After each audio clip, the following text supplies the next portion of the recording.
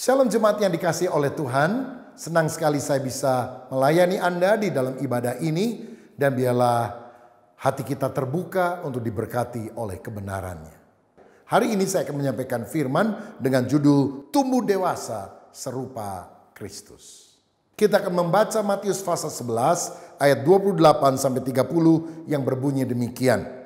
Marilah kepadaku semua yang letih lesu dan berbeban berat, aku akan memberi kelegaan kepadamu. Pikulah yang kupasang dan belajarlah padaku, karena aku lemah lembut dan rendah hati, dan jiwamu akan mendapat ketenangan. Sebab kuk yang kupasang itu enak dan bebanku pun ringan. Saudara, oleh anugerah Tuhan kita telah meninggalkan tahun 2020 yang penuh dengan tantangan, dan kita memasuki tahun 2021 yang penuh dengan harapan. Tentu kita memiliki pengharapan agar pandemi COVID-19 ini segera sirna. Kita mungkin punya pengharapan agar krisis ekonomi dapat segera dipulihkan. Kita juga memiliki pengharapan agar situasi lingkungan di sekitar kita menjadi lebih baik. Tapi ingat saudara, kita ini bukan pusat alam semesta, sehingga semua harapan dan keinginan kita harus terlaksana. Kristuslah sang pencipta, dia adalah pusat alam semesta. Sehingga pertanyaan yang penting adalah, apa harapan Kristus dalam hidup saya? Apa yang Tuhan inginkan untuk saya lakukan sepanjang tahun 2021 ini? Dan jawabannya adalah Tuhan mau kita tumbuh dewasa rohani menjadi serupa dengan Kristus. Saudara, saya yakin Tuhan lebih ingin mengubah kita daripada sekedar memberkati kita. Karena apa? Berkat itu selalu diberikan untuk melayani tujuan Allah. Dan tujuan Allah dalam hidup saudara adalah supaya kita punya karakter yang dewasa seperti Kristus. Kita seringkali memiliki pengharapan, Tuhan mudah-mudahan mobil saya lebih bagus, rumah saya lebih bagus, karir saya lebih bagus. Tapi sebetulnya Tuhan ingin dirimu, pribadimu, karaktermu yang lebih bagus. Karena karir akan berakhir di lubang kubur, tapi karakter akan kita bawa terus sampai pada kekekalan. Dan Tuhan mengizinkan segala perkara terjadi dalam kehidupan ini untuk mendatangkan kebaikan. Apa kebaikannya? Bukan kenyamanan, tapi supaya kita menjadi lebih serupa dengan gambaran anaknya, yaitu Yesus Kristus. Saudaraku, manusia lebih menyukai kenyamanan, tapi Tuhan lebih memilih membentuk karakter kita supaya makin matang. Nah, karena itu Tuhan ingin agar kita tumbuh dewasa dan tidak menjadi kanak-kanak rohani. Karena anak-anak itu nggak ngerti apa yang Tuhan inginkan. Satu kali ada guru sekolah minggu cerita tentang indahnya sorga. Jalannya dari emas, pintu gerbangnya dari mutiara dan sebagainya. Lalu dia tanya, anak-anak, siapa di antara kalian yang ingin pergi ke sorga? Angkat tangan. Semua anak angkat tangan, kecuali satu anak. Dia nggak angkat tangan. Gurunya heran, dia tanya, kenapa nak kamu gak mau ke sorga? Soalnya tadi mama bilang pulang sekolah minggu gak boleh kemana-mana, mesti pulang dulu ke rumah. Nanti kalau saya ke sorga dimarahin sama mama. Rupanya dia gak ngerti yang dimaksudkan oleh guru sekolah minggu ini. Nah, dia perlu menjadi murid yang belajar supaya ngerti pemahaman daripada gurunya. Begitu juga di dalam kehidupan kita, kita harus belajar dari Sang Maha Guru, yaitu Tuhan Yesus Kristus. Dalam Lukas pasal yang ke-6 ayat 40, firman Tuhan berkata, seorang murid tidak lebih daripada gurunya, tetapi barang siapa yang telah tamat pelajarannya, dia akan sama dengan gurunya. Kita memang belum seperti Yesus, tapi kita perlu belajar terus kebenaran, sehingga akhirnya kita menjadi serupa seperti dia. Karena murid adalah orang yang belajar dari gurunya. Belajar dari tidak tahu menjadi tahu kebenaran. Belajar dari tidak bisa menjadi bisa melayani. Belajar dari tidak serupa akhirnya menjadi serupa seperti Tuhan Yesus Kristus. Itu sebabnya kita harus bertumbuh di dalam pemuridan. Nah, pemuridan itu bukan kelas PA, pendalaman Alkitab. Pemuridan adalah proses pertumbuhan menjadi serupa seperti Kristus. Bagaimana caranya supaya kita menjadi murid yang dewasa rohaninya seperti Kristus? Ada 3 hal yang kita perlu lakukan. Yang pertama, kita harus mengenal pribadi Kristus. Ayat 28 tadi berkata, marilah kepadaku semua yang letih, lesu dan berbeban berat. Aku akan memberikan kelegaan kepadamu. Ini adalah panggilan untuk kita mengenal Sang Juru Selamat yang akan memberikan damai sejahtera, kelegaan kepada kita. Karena dialah Sang Raja Damai. Sekarang ini ada banyak orang yang lelah jiwanya, bukan cuma badannya. Karena berbagai tekanan yang datang. Sampai ada orang yang bilang, ada pribadi P10. Pergi pagi-pagi, pulang petang, pala pusing-pusing, punggung pegal-pegal, penghasilan pas-pasan. Waduh saudara, ini rasanya sudah lelah tubuh, jiwa dan rohnya. Dan kepada orang-orang semacam inilah yang banyak masalah dalam pikirannya, dalam hatinya juga banyak kekhawatiran. Kita perlu datang untuk mengalami kasih Tuhan Yesus Kristus. Tahukah saudara, Injil ditandai dengan 2 kata yang sangat penting. Come and go, marilah dan pergilah. Yang pertama Tuhan berkata, marilah kepadaku yang letih lesu dan berbeban berat. Tuhan mau memulihkan kita. Tuhan mau kita bersekutu dengan Dia. Tapi setelah itu, go, pergilah, beritakanlah Injil. Nah, sebelum kita pergi memberitakan Injil, jangan lupa ada panggilan come, datang kepada Kristus. Itu sebabnya di dalam Markus pasal 3 ayat yang ke-14, ketika Yesus mulai memilih 12 murid yang pertama, dikatakan demikian. Ia menetapkan 12 orang untuk menyertai Dia dan untuk diutusnya memberitakan Injil. Sebelum para murid itu dijadikan rasul atau utusan untuk memberitakan Injil, mereka harus menyertai Yesus. Berapa lama? 3,5 tahun. Kenapa? Harus bersekutu, mengenal pikiran Tuhan, melihat sikap dan karakter Kristus, sehingga belajar menjadi serupa seperti Dia. Dan saya percaya orang yang mengenal Kristus, hidupnya tidak akan pernah sama lagi. Hidupnya akan diubahkan oleh Tuhan. Saya dilahirkan dalam keluarga Kristen. Ayah saya seorang pendeta. Jadi saya pikir karena ayah dan ibu saya anak Allah, saya kan anak mereka, berarti saya cucunya Allah. Otomatis saya jadi Kristen. Tapi rupanya Alkitab bilang Allah nggak punya cucu. Allah cuma punya anak. Maksudnya kita harus lahir baru. Sebab orang yang dilahirkan di garasi kan tidak otomatis jadi mobil toh. Saudara kalau dilahirkan di keluarga Kristen pun mungkin beragama Kristen. Tapi kelahiran baru hanya kita bisa alami kalau kita sungguh-sungguh mengenal Kristus secara pribadi. Untunglah satu kali Tuhan menjamah saya dalam sebuah retreat, saudara-saudara. Walaupun sebetulnya saya malas-malasan datang ke sana. Orang khotbah saya ngantuk-ngantuk. Tapi hari terakhir tiba-tiba lagi saya ngantuk-ngantuk. Ada orang kesurupan setan duduk beberapa bangku di belakang saya. Dia tendang kursi, cat, wah orang ketakutan saudara. Dia mau pukul itu pendeta yang khotbah. Pendeta pasang kuda-kuda lalu dia bilang dalam nama Yesus setan keluar. Itu orang terpelanting lalu kemudian mulai mengaum seperti singa, mulai mendesis seperti ular. Tapi diusir terus oleh hamba Tuhan ini. Akhirnya dia lemes, setannya keluar. Wah saya lihat luar biasa ya. Saya belum pernah lihat hal yang seperti ini. Dahsyat loh nama Yesus. Dan hari itulah saya membuka hati untuk menerima Yesus sebagai Tuhan dan Juru Selamat. Sejak itu hidup saya berubah. Dulu saya paling males ke gereja. Dulu saya nggak suka baca Alkitab. Walaupun baca Alkitab karena disuruh oleh orang tua saya yang pendeta. Saya membaca terpaksa.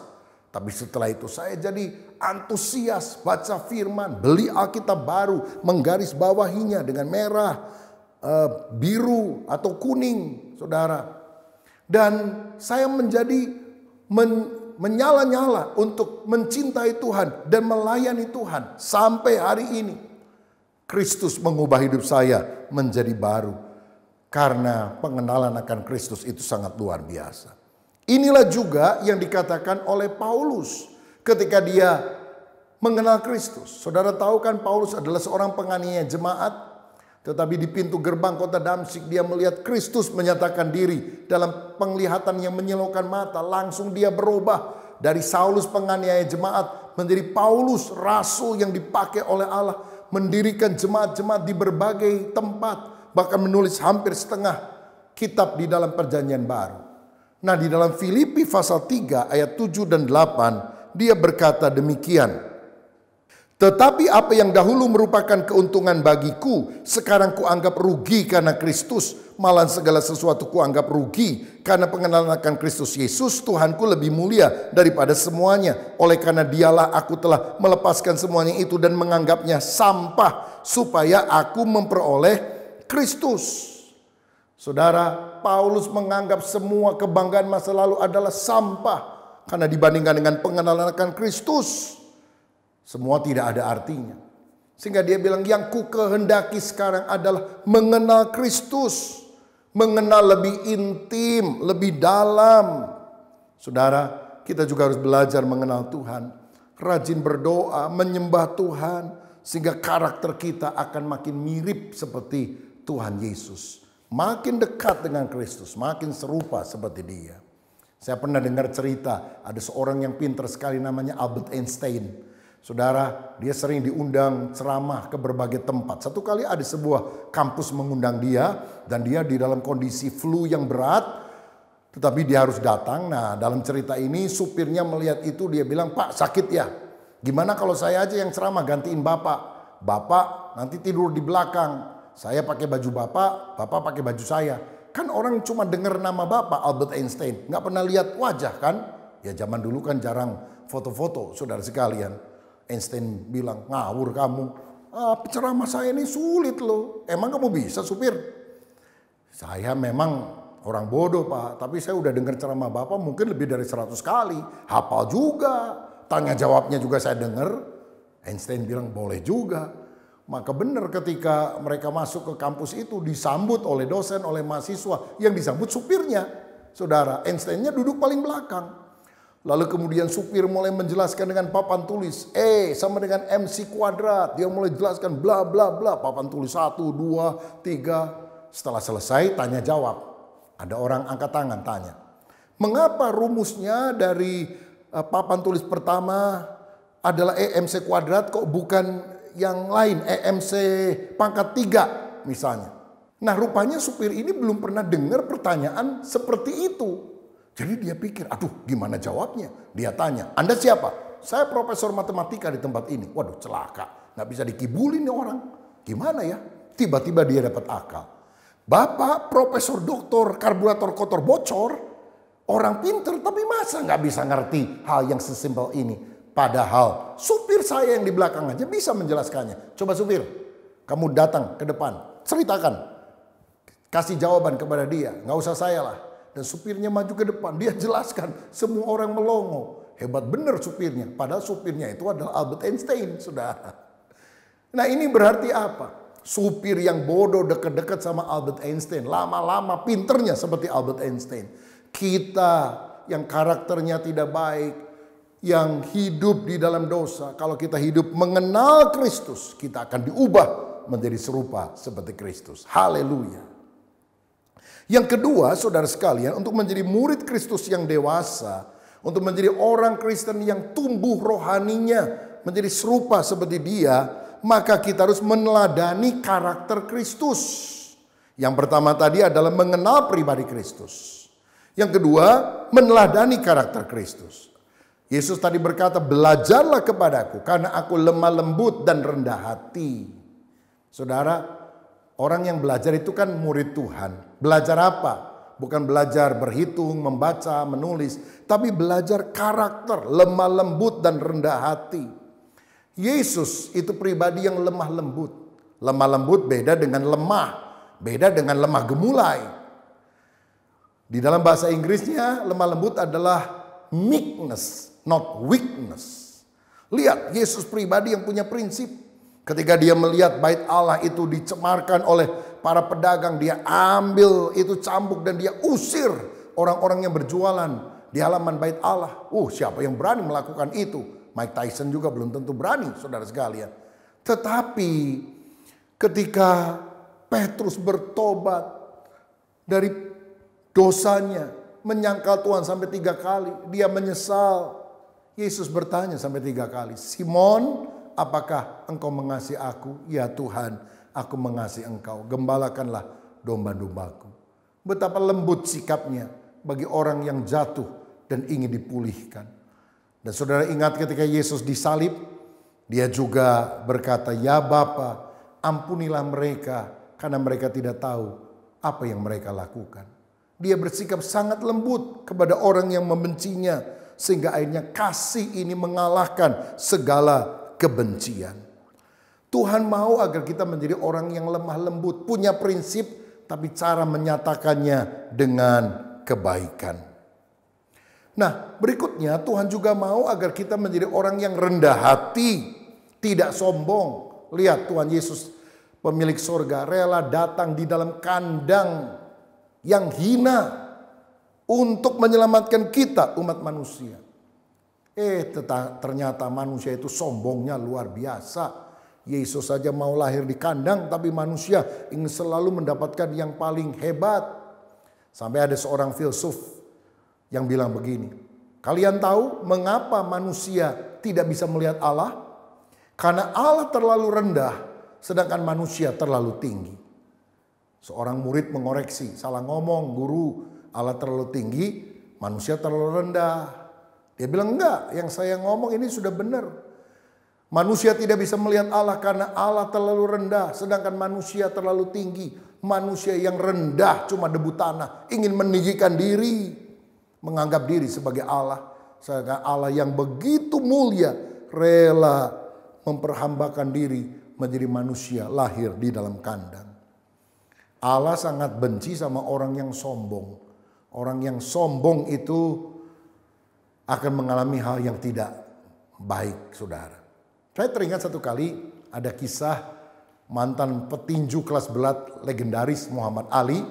Setelah pensiun, satu kali dia naik pesawat terbang di Amerika Serikat dari satu kota mau ke kota yang lain. Pesawat mau take off, dia ada di first class, tapi dia nggak mau pakai sabuk pengaman. Sehingga pramugari dengan sopan berkata, maaf Tuan, silakan pasang sabuk pengaman karena pesawat akan segera berangkat. Muhammad Ali bilang apa? Kamu nggak tahu siapa saya? I'm Superman. Saya Superman katanya. Saya nggak perlu sabuk pengaman. Saudara, pramugari dengan lembut berkata, ya saya tahu Bapak. Tapi peraturan penerbangan mengharuskan semua mengenakan sabuk pengaman. Loh, kamu nggak tahu siapa saya? Saya Superman, nggak butuh sabuk pengaman. Waduh, sombongnya luar biasa. Tapi pramugari ini kemudian berkata, maafkan saya Pak. Setahu saya Superman tidak pernah naik pesawat terbang. Superman terbang di luar. Jadi selama Anda ada di dalam pesawat ini, silahkan pasang sabuk pengaman. Ditinggal tuh sama pramugari. Gak lama terdengar suara cetrek. Rupanya dipasang juga oleh Muhammad Ali. Saudara, orang yang sombong akan dipermalukan. Mari kita belajar rendah hati. Karena Yesus itu rendah hati. Nah, untuk itulah kita harus diproses oleh Tuhan agar karakter yang buruk disingkirkan. Bagaimana caranya Tuhan memproses kita? Yang pertama melalui firman Tuhan. Baca Alkitab setiap hari. Sehingga kita tahu kisah hidup tentang Yesus. Firman atau perkataan-perkataan Yesus. Ajaran-ajarannya. Lalu kita juga harus berdoa.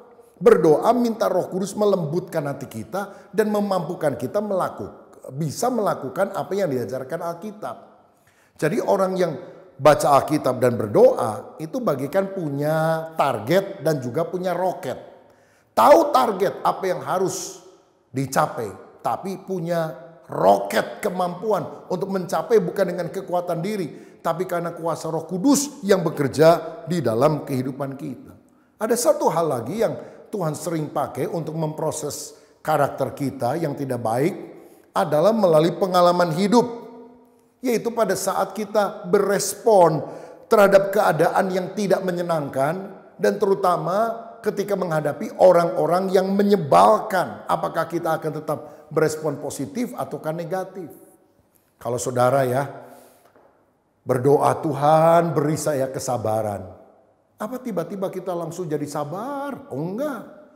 Hari itu mungkin akan jauh lebih macet dari biasanya. Sehingga saudara terlambat sampai di tujuan. Dan ada orang yang ngeselin saudara. Sampai rasanya kita mau marah. Waktu itu Tuhan mengingatkan, sabar. Kamu kan tadi minta sabar. Saudara sekalian, satu kali saya berada di bank, saya harus ngantri karena ada urusan yang tidak bisa diwakilkan. Nah, ngantrinya cukup panjang. Hari itu hari Senin, saudara. Dan akhirnya hanya tinggal satu orang di depan saya. Jadi ya syukurlah, setelah dia kan bagian saya. Begitu orang itu lewat, ada orang yang di belakang saya tiba-tiba nyelonong nyusul ke depan saya itu. Sampai petugas bank bilang kepada orang itu, Pak, Bapak mundur dulu, itu Bapak yang di belakangnya. Maksudnya saya yang lebih depan. Dia bilang, enggak, saya sibuk, saya banyak urusan. Waduh, hati saya mendidih, kurang ajar juga ini orang. Emangnya saya pengangguran, enggak sibuk juga. Tapi tiba-tiba saya sadar, hari yang begitu indah bisa dikacaukan gara-gara satu orang yang dari tadi saya enggak pernah lihat wajahnya, yang saya tidak tahu alamatnya. Lalu saya bilang, Tuhan tolong beri saya kesabaran. Dan saya bilang, gak apa-apa deh, duluan aja. Saudara, akhirnya saya tunggu beberapa menit. Orang itu juga tergesa-gesa kan gak enak. Dia salah, nyerobot. Gak lama, dia udah menyelesaikan urusannya. Dan saya bisa melakukan bagian saya. Dan hari itu saya penuh dengan sukacita. Karena apa? Memiliki respon yang benar menghadapi situasi yang sulit. Nah, biasanya orang-orang yang dipakai Tuhan untuk memproses kita itu bukan orang jauh tapi orang dekat. Siapa itu? Pasangan hidup kita sendiri, saudara sekalian. Ada suami yang paling jengkel itu sama istrinya. Karena suami itu gagah, kalau di kantor ngomong berwibawa seperti singa dari Yehuda. Tapi kalau pulang ke rumah dia takut sama singa betina yang satu itu. Suaminya panglima, istrinya pang-6, lebih saktian istrinya, saudara sekalian. Tapi kita harus belajar sabar, mengasihi, mencintai walaupun situasinya tidak nyaman. Karena dengan demikianlah kita akan menjadi serupa seperti Kristus. Banyak berdoa, baca Alkitab, dan selalu berespon positif ketika menghadapi orang yang menyebalkan dan situasi yang tidak menyenangkan. Dan yang ketiga, bagaimana supaya kita tumbuh dewasa menjadi serupa seperti Kristus. Kita harus melakukan pekerjaan Kristus. Yesus berkata, pikulah kuk yang kupasang, sebab kuk yang kupasang itu enak dan bebanku pun ringan. Saudara sekalian, ketika kita percaya kepada Yesus, Yesus mengangkat beban dosa kita dan dia menggantinya dengan kuk. Apa itu kuk? Kuk adalah kayu yang biasanya ditaruh di pundak 2 ekor lembu yang sedang membajak sawah. Sehingga mereka harus berjalan seirama. Nah, biasanya yang dipasangkan itu adalah lembu yang sudah tua, jinak, dengan lembu muda yang masih agak mau jalannya sendiri. Dan setiap kali dia meronta-ronta, itu kuk akan lebih menekan dia. Akhirnya dia juga gak bisa kemana-mana. Mungkin lembu tua ini akhirnya ngomong sama lembu muda. Lembu, udah ikut aja lah, mau diarahkan sama petani ini, sebab kalau nggak diarahkan sakit semua kita. Saya sudah ngalami dulu liar, bawa maunya sendiri. Sekarang ya ikut saja, mau diarahkan. Tuhan mau kita menjadi orang-orang yang mau diarahkan oleh Roh Kudus di dalam kehidupan ini. Beban dosa dia angkat, dia ganti dengan kuk pelayanan. Apa bedanya beban dan kuk? Beban itu tidak produktif, merugikan. Tapi kuk itu produktif, bisa menghasilkan. Karena ketika kita taat mengikuti pimpinan peladang atau petani tersebut dengan kuk tersebut, tanah itu digemburkan dan bisa ditanami. Dan akhirnya bisa menghasilkan buah. Saudara, Tuhan juga mau hidup kita diarahkan untuk bisa menjadi berkat bagi banyak orang. Tuhan mau menjadikan kita menjadi kawan sekerjanya. Saudara, bukan hanya karakter kita diperbaiki, tapi hidup kita juga menjadi berkat bagi orang lain. Agustinus pernah berkata, tanpa Yesus saya tidak bisa berbuat apa-apa. Tapi tanpa saya, Yesus tidak mau berbuat apa-apa. Tuhan mau menjadikan kita kawan sekerjanya. Ibu Teresa dari Avila pernah berkata, Yesus tidak punya tangan kecuali tangan kita. Yesus tidak punya kaki kecuali kaki kita. Mari kita menjadi kaki tangan Allah untuk mewartakan kabar baik kepada dunia terhilang ini. Saudara, Tuhan memanggil kita menjadi muridnya yang memberitakan Injil, menyatakan kasih kepada orang-orang yang ada di sekitar kita. Kita melakukan pekerjaan yang dilakukan oleh Yesus, bahkan pekerjaan yang lebih besar daripada itu. Setelah saya bertobat, saya memberikan hidup ini untuk melayani Tuhan. Mulai dari hal yang sederhana, sampai Tuhan akhirnya percayakan saya untuk melayani dalam skala yang lebih luas. Itu terjadi kalau kita mau dibentuk makin meneladani Kristus. Saya membaca ada seorang gangster dari Jepang yang bernama Tatsuya Shindo. Dia adalah seorang yang dulu sangat jahat dan melakukan banyak kekejaman. Gengnya namanya Yakuza, saudara sekalian. Tapi satu kali dia ditangkap polisi, masuk dalam penjara, di penjara bertahun-tahun. Dan di sana sambil menghabiskan waktu dia membaca buku-buku. Salah satu buku karena semua yang habis, semua lain sudah selesai dia baca. Yang belum dia baca Alkitab. Dan ketika dia baca Alkitab, hatinya dijamah oleh Tuhan. Dia bertobat. Ada hamba Tuhan yang melayani di penjara, yang kemudian menuntun dia untuk mengenal Tuhan. Keluar dari penjara, dia tidak mau lagi memimpin gangster Yakuza ini. Dia memberi diri dibaptis. Dia belajar Alkitab, sekolah. Sekarang Tatsuya Shindo menjadi seorang hamba Tuhan, buka gereja. Dan lebih dari 100 orang Jepang asli dan kebanyakan mantan gangster itu dibaptis oleh dia sendiri, saudara. Termasuk gangster lawannya. Karena orang bilang, aku tahu siapa kamu yang begitu jahat masa lalu. Sekarang kamu menjadi hamba Tuhan yang mengasihi dan bisa mengajar kebenaran. Kalau kamu tidak berubah, saya juga tidak akan pernah percaya kepada Yesus. Hidupnya sudah menjadi berkat.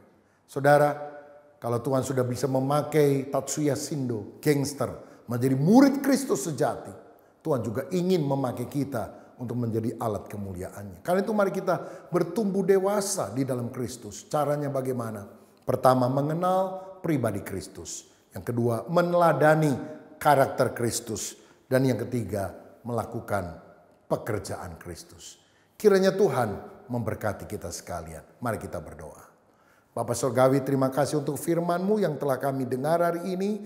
Jadikan kami murid-Mu yang sejati, yang mengalami pertumbuhan secara rohani, makin dewasa seperti Engkau. Kami mau mengenal Tuhan lebih dekat, lebih intim, lebih akrab. Biarlah kami hidup dalam doa, pujian, dan penyembahan. Karakter kami yang buruk juga diganti dengan karakter ilahi. Dan biarlah kami melayani Tuhan, memberitakan Injil, sehingga setiap lutut bertelut, semua lidah mengaku, oh Yesus adalah Tuhan. Berkat atas kami dalam nama Yesus. Amin.